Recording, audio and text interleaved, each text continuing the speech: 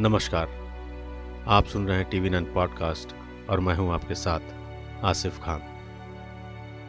आज जब हम मर्द औरत की बराबरी की बड़ी बड़ी बातें करते हैं, बेटा बेटी एक समान होने का ढकोसला करते हैं, तब एक सच ये भी है, इस 21वीं सदी में अभी भी न जाने कितनी बेटियों को कोख में ही मार दिया जाता है। बेटी पैदा होने पर बहुओं को घर से निकाल दिया जाता है, उनके साथ बुरा बर्ताव किया जाता है। और यही वजह है कि आज भी हमारे समाज में बेटियों को एक बोझ के तौर पर ही देखा जाता है। कहते हैं कि एक छोटी सी कोशिश बहुत कुछ बदलने की ताकत रखती है। आज की हमारी ये कहानी एक ऐसी ही कोशिश की कहानी है। ये कहानी एक मिसाल है, एक संदेश है और एक उदाहरण भी। कहानी उत्तर प्रदेश के मुरादनगर के सैंथली गांव की है। गांव की प्रधान रह चुकी अरुणिमा त्यागी ने यहां एक अनोखी पहल की है। अरुणिमा की इस पहल के बाद अब इस गांव में बेटी का पैदा होना एक जश्न तो है ही, साथ ही प्रकृति के लिए बहुत बड़ा वरदान भी है। आप सोच रहे होंगे कैसे? चलिए आपको बताते हैं। गांव वालों में बेटी और प्रकृति दोनों की ही प्रति जागरूकता पैदा करने के लिए अरुणिमा ने इन्हें जोड़ दिया है। अरुणिमा ने गांव की आंगनबाड़ी की महिलाओं के साथ मिलकर अपनी एक टीम तैयार की है। इस टीम का काम है 8,500 की आबादी वाले इस गांव में गर्भवती महिलाओं का रिकॉर्ड रखना। जैसे ही किसी महिला की डिलीवरी का पता चलता है, अरुणिमा की टीम गर्भवती महिला का हाल चाल लेने के साथ साथ इस बात का भी पता लगाती हैं कि उनके घर बेटे ने जन्म लिया है या बेटी ने।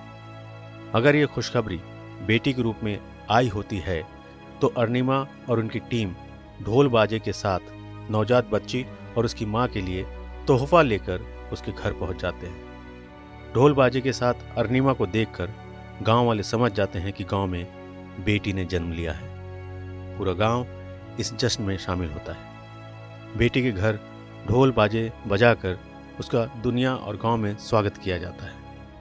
फूलों से बच्ची की माँ पिता को सम्मानित किया जाता है। अरुणिमा अपने साथ एक पौधा भी लेकर जाती है और बच्ची के माँ बाप से इसे लगवाती हैं। इस पौधे का नाम बच्ची के नाम पर रखा जाता है। बेटी के जन्म पर लगाए गए पौधे के साथ परिवार वालों को एक शपथ भी लेनी होती है, जिसके मुताबिक उन्हें इस बात का वादा करना होता है कि वो बेटी और पौधे दोनों का समान रूप से देखभाल करेंगे।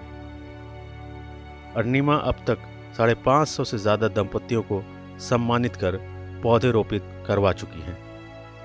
बेटियों के प्रति गांव वालों की सोच बदलने के लिए अरुणिमा ने साल 2016 में अपनी नौकरी छोड़ दी थी। गांव की हर बेटी को शिक्षा मिले, इसके लिए भी अरुणिमा दिन रात प्रयास कर रही हैं। वो इसके लिए गांव के पढ़े लिखे लोगों का सहयोग लेती हैं और उनसे बच्चियों को मुफ्त शिक्षा दिलवाती हैं। अरुणिमा गांव भर की बेटियों को अपने पैरों पर खड़े होने के लिए प्रेरित करती है। इसके लिए वो कुछ लड़कियों को कपड़े की सिलाई की फ्री ट्रेनिंग भी दिलाती है। अरुणिमा की इस पहल का असर अब दिखने लगा है। आप यकीन नहीं करेंगे, लेकिन पिछले 5 साल में गांव के लोगों ने 15 बेटियों को गोद लिया है। अरुणिमा की इस मुहिम से अब गांव के लोग बेटियां बचाने के साथ साथ पर्यावरण बचाने में भी अहम योगदान निभा रहे हैं। अरुणिमा की इस पहल को हम सलाम करते हैं। कवि दुष्यंत कुमार ने ये पंक्तियां शायद अरुणिमा जैसे लोगों के लिए ही लिखी होंगी। कौन कहता है आसमां में सुराख नहीं हो सकता, एक पत्थर तो तबीयत से उछालो यारो। आपको कैसा लगा हमारा ये पॉडकास्ट? कमेंट सेक्शन में ज़रूर बताएं। अपना ख्याल रखिएगा। जल्द मिलेंगे एक नए पॉडकास्ट के साथ। तब तक के लिए नमस्कार।